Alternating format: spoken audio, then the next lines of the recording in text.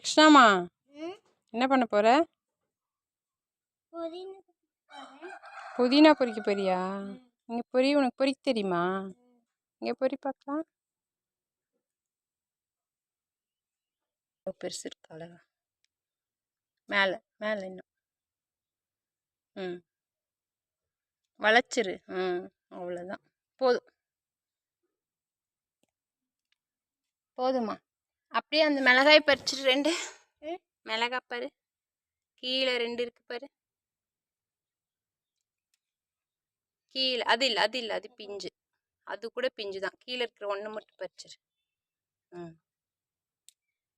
அதுக்குள்ளேயே போட்டு போதுமா? வேற என்ன இருக்கு பறிக்கிற மாதிரி? கீரை இருக்கா? கீரை நாளைக்கு பறிச்சுக்கலாமா? இங்கே பாரு எவ்வளோ கீரை இருக்கு. கீரை எல்லாம் நாளைக்கு பறிச்சுக்கலாம்.